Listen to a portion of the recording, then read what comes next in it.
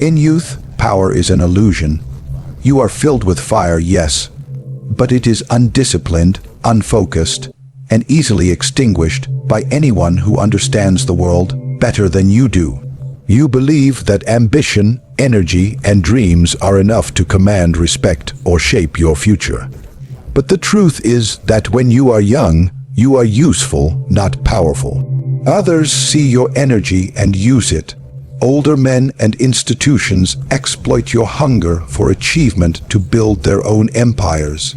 You are made to believe that your voice matters, that you are free. But every choice you make is guided by invisible hands. They give you titles, applause, maybe even money, but never autonomy. You are a pawn disguised as a knight. Inexperience makes you blind to manipulation. You trust words over outcomes. You believe in promises, not patterns. When someone flatters you, you feel seen. When someone offers you a dream, you chase it. You don't yet understand that behind every kind word lies a motive, behind every opportunity, a contract written in invisible ink. You are seduced by the surface of things, the shine of status, the performance of virtue, the illusion of fairness. But those who control the game are not interested in fairness. They are interested in control. They know that power in its purest form is quiet, cold, and invisible. While you're busy trying to be liked, they're busy building leverage. You cannot be dangerous when you are young because you do not yet know how to endure suffering without breaking. You panic when isolated. You doubt yourself when challenged. You still seek approval from the very people who would replace you without hesitation. You still think loyalty is noble, not transactional. You believe enemies can be won over with sincerity, and that love guarantees loyalty. These are fatal delusions.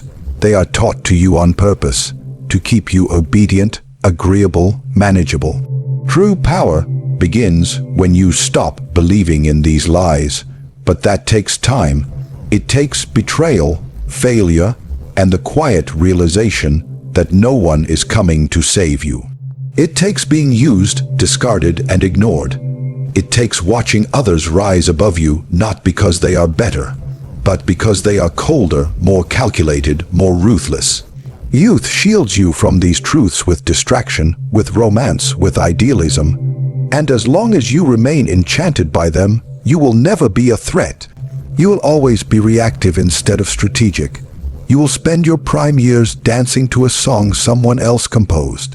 To those who rule, your youth is a tool. They prefer you energetic but uninformed, loud but misdirected, hopeful but disorganized, because then you are no danger to them. You are just noise. Noise can be tolerated, even applauded, but never feared. And until you are feared, you are not free. At 40, something changes, not in the world, but in the way you see it. The illusions that blinded you in your youth begin to crack.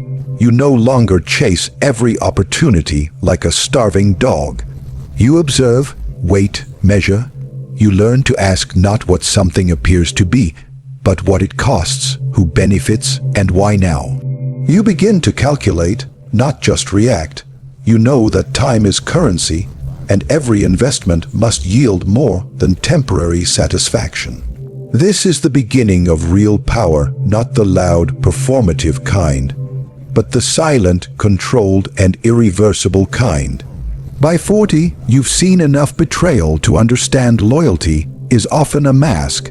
You stop being shocked by the disloyalty of others. You start expecting it. You learn to store your trust in vaults, not open hands. People have shown you who they are, not with their words, but with their patterns. At this age, your memory becomes your greatest weapon. You remember who switched sides when the wind changed. You remember who smiled while sabotaging. You remember who promised the most and delivered the least. These memories do not make you bitter, they make you prepared. Now, emotion no longer commands your decisions. You may feel it, but it no longer rules you. Rage becomes a tool, sadness becomes a teacher. You learn to wear your face like armor, expressionless when necessary. You no longer respond to provocation, you absorb it. You turn insult into silence and silence into pressure. The need to be understood dies a quiet death, replaced by the hunger to be effective. Your moves become less visible but more impactful. People notice you less but feel you more.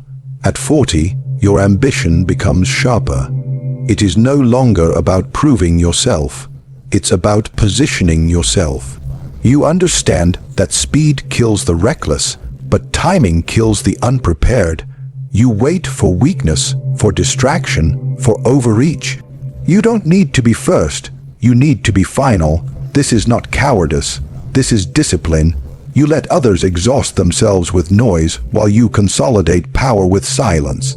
You begin to see the game from above. You recognize archetypes, the insecure superior, the ambitious subordinate, the opportunistic ally, the silent observer. Each plays a role, each has a trigger, and you start playing roles yourself. Sometimes the fool, sometimes the servant, sometimes the harmless friend. But behind every performance, a ledger grows. You count debts, favors, weaknesses. You weaponize memory. By 40, you understand the cost of every word. You speak less because you see more. You watch people talk themselves into exposure, into conflict, into irrelevance.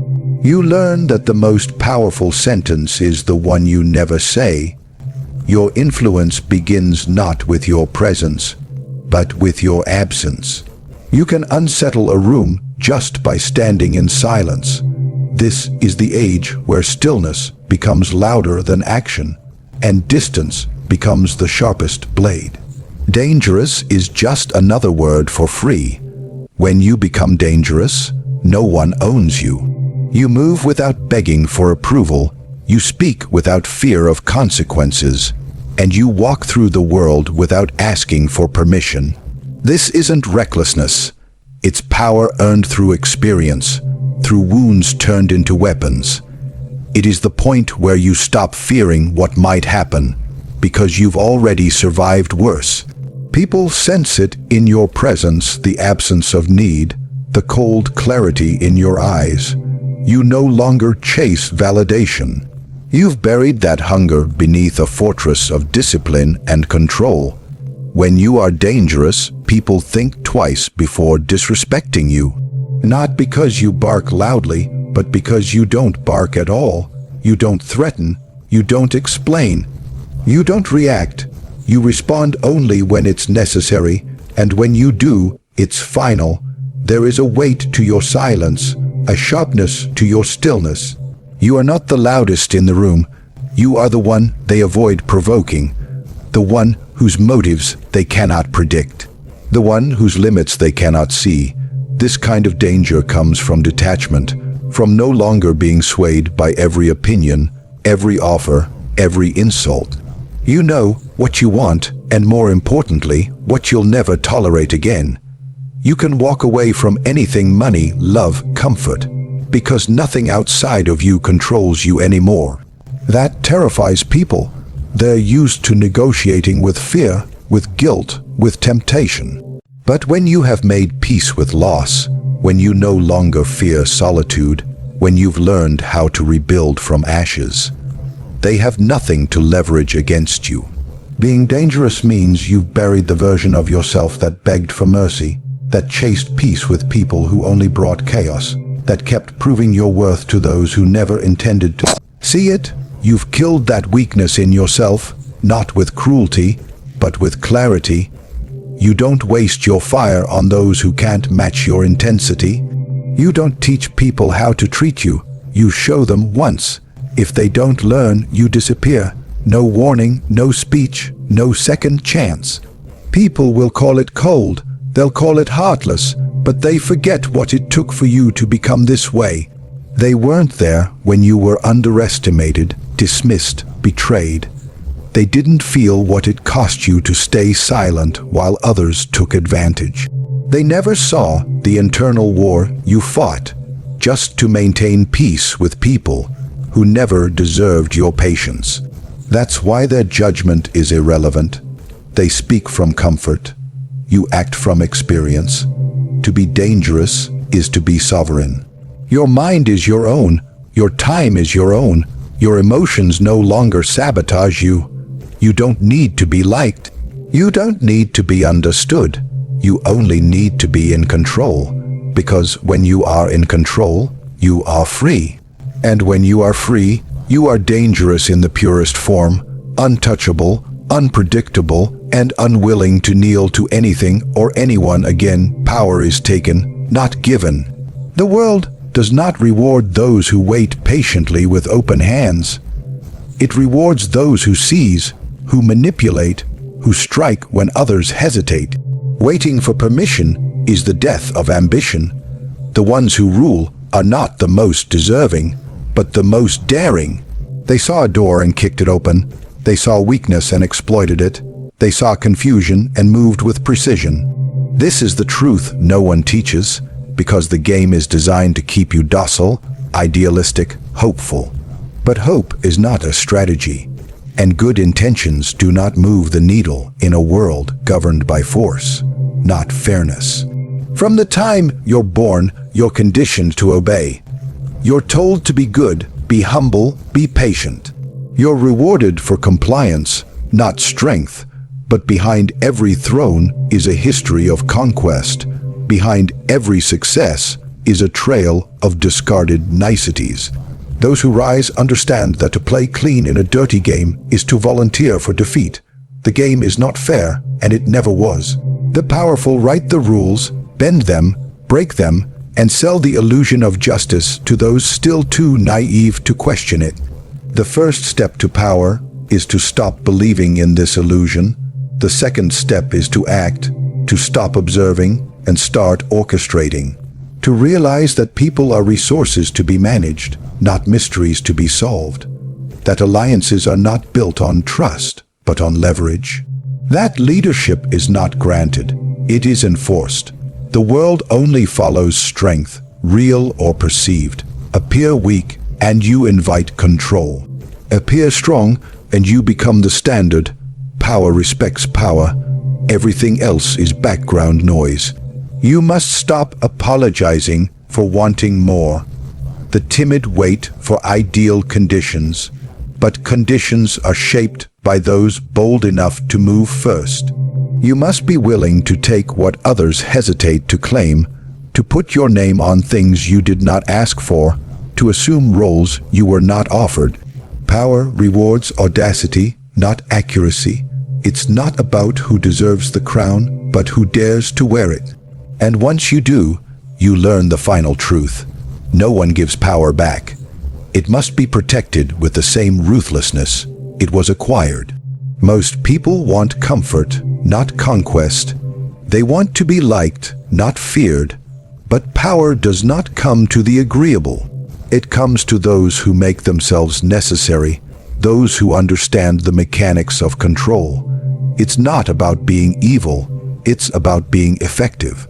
Knowing when to strike and when to vanish, knowing when to flatter and when to confront, knowing how to bend people without breaking them, how to extract value without alerting them, how to dominate without raising your voice. The dangerous man does not wait for opportunity. He creates it, takes it, owns it. He is not moral by default. He is strategic by design. He doesn't believe in fairness, because fairness is what the weak demand when they've lost the advantage. He believes in outcomes, results, and above all, control. You must become a master of masks. In a world that punishes truth and rewards illusion, survival depends not on honesty, but on adaptability. Power is not held by those who reveal themselves, it's held by those who control what others see. The weak say what they feel. The powerful say what is useful. You must know how to appear kind while planning your advantage, how to show vulnerability while building leverage, how to project weakness while sharpening your strike. The man who wears no mask is either a fool or already untouchable. If you are neither, then you must learn to play the part. People believe what they want to believe. Give them a performance they can digest. They want humility. Offer it in tone, not intent. They want friendliness. Deliver it with just enough distance to remain untouchable. You must learn how to echo their expectations while protecting your own agenda. Let them underestimate you. Let them feel superior. Let them laugh. Behind their laughter, you sharpen your patience. You collect data. You measure patterns. You become the quiet threat no one saw coming because you hid in plain sight. The most dangerous man is not the one who shows his teeth. It's the one who pretends not to have them. There will be moments when you're forced to kneel. Do it, but only with your body, never with your mind. Compliance can be a tactic. Submission can be a trap. You must master the art of looking defeated while preparing your revenge. Every insult, every dismissal, every time you are ignored, it all becomes information. You don't forgive. You store. You don't react. You observe. Every mask you wear becomes a weapon. Every smile, a blade sheathed in silk. People love the predictable. Once they think they know you, they stop watching closely. That's when you strike. Not just in conflict, but in business, in relationships, in negotiation. You feign ignorance until the moment expertise is needed.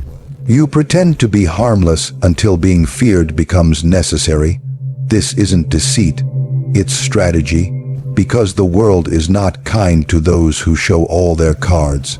Vulnerability is currency, and you must spend it only when the return is greater than the cost. Even in strength, wear the mask. Don't broadcast your ambition. Don't advertise your plans. Speak vaguely, act precisely. Let others speak more than they should. Let them reveal their weaknesses while trying to impress you. Let them expose themselves while you remain unreadable. Your silence becomes a mirror in which they project their insecurities, their arrogance, their need to be seen. You reveal nothing, you retain everything. Those who cannot control themselves are easy to control. And those who cannot control how they are perceived are always at the mercy of those who can. Mastering the mask means mastering influence. It means shaping what others think they know about you. It means staying ahead of perception while concealing your true depth. Because in a world obsessed with appearances, the man who crafts his image holds the power to control the narrative, the outcome, and the battlefield itself. Real life does not begin with youth, energy, or fleeting dreams. It begins when you become dangerous, when you shed illusion and step into a world ruled by strategy, patience, and ruthless clarity. At 40, you are no longer a pawn in someone else's game, but a player who sees the board in its entirety. You wield silence like a weapon, master the art of masks, and move not with desperation, but with cold calculation. Power is never given. It is taken by those who dare to claim it, who understand the dark truths hidden beneath polite words and shallow promises. When you become truly dangerous, you become free, untouchable, unpredictable, and sovereign. This is the beginning of real life, where your presence alone commands respect, and your legacy is forged in the shadows where the weak fear to tread.